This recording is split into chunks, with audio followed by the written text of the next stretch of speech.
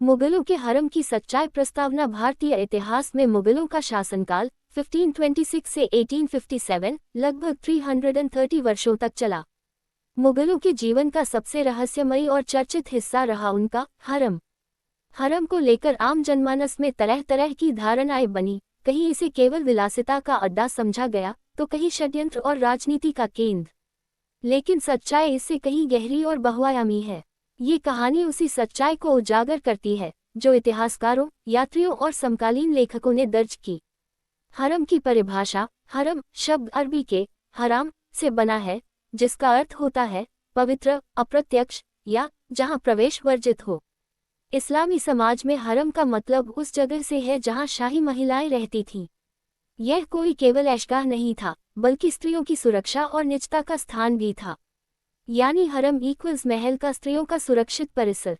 मुगल हरम की संरचना। मुगलों के महलों में हरम एक विशाल परिसर होता था।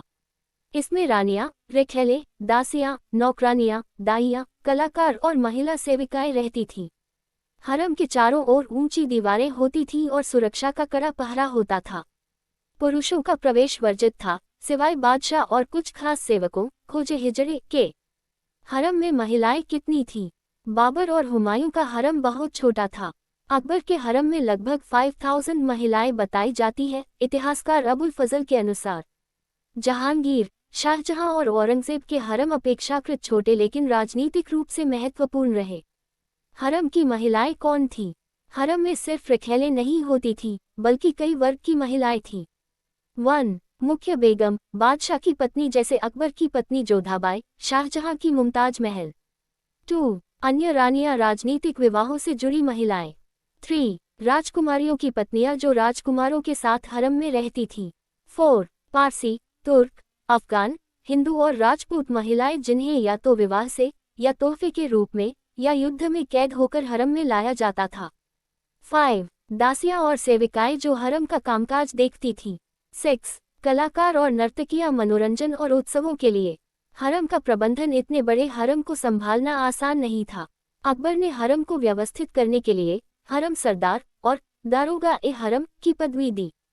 हरम के बाहर हिजड़े, खोजे तैनात रहते थे।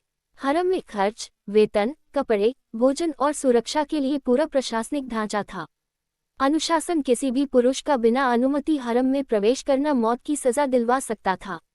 हरम में स्त्रियां भी गुटबाजी करती थीं और राजनीति रचती थीं।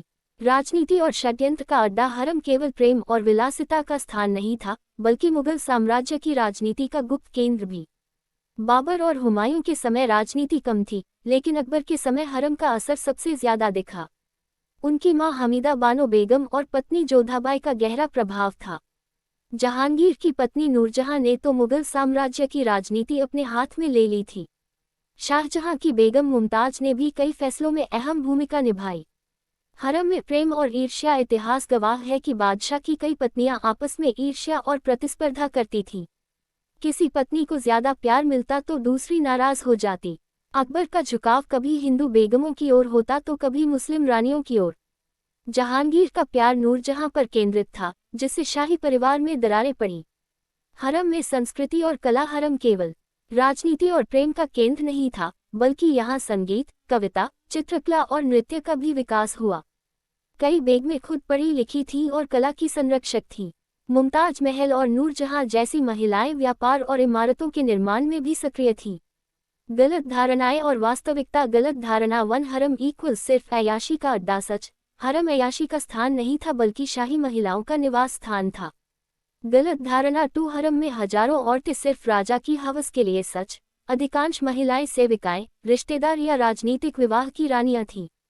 गलत धारणा 3. हरम में अत्याचार। सच। कई स्त्रियां हरम में सम्मान और शक्ति के साथ रहती थीं, हालांकि कुछ जबरदस्ती भी लाई गई। यात्रियों की नज़र से हरम। कई विदेशी यात्रियों ने मुगलों के हरम का वर्णन किया है। फादर मोन्सेराट, स्पेनिश यात्री, ने लिखा कि अकबर के हरम में स्त्रियों के लिए अलग अलग महल और बगीचे थे।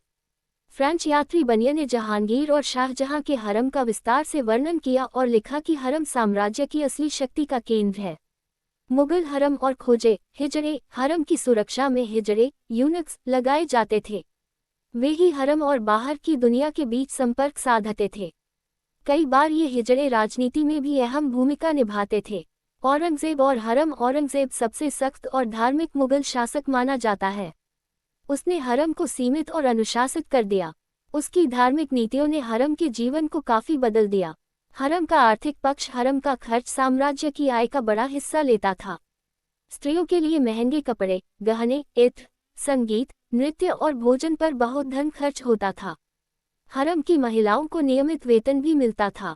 हरम और वास्तुकला। हरम के लिए खास महल बनाए जाते थे, जैसे आगरा का लाल किला, दिल्ली का लाल किला, फतेहपुर सीकरी। यहाँ पर हरम की स्त्रियों के लिए अलग अलग बगीचे, स्नानघर, हमाम और महल होते थे। हरम का पतन 18 शताब्दी आते आते मुगलों की शक्ति कमजोर हो गई। अंग्रेजों ने जब 1857 में मुगल साम्राज्य का अंत किया तो हरम भी इतिहास बन गया। बहादुर शाह जफर का हरम छोटा और साधारण था। निष्कर्ष, मुगल हरम एक ऐसा संस्थान था जो केवल अय्याशी का प्रतीक नहीं था, बल्कि शाही महिलाओं की शक्ति, साम्राज्य की राजनीति, कला और संस्कृति का केंद्र और कभी कभी प्रेम व ईर्ष्या का रणक्षेत्र था। ये एक ऐसी दुनिया थी जो बाहरी लोगों से छिपी रहती थी, लेकिन जिसने भारत के इतिहास की दिशा और दशा को गहराई से प्रभावित किया।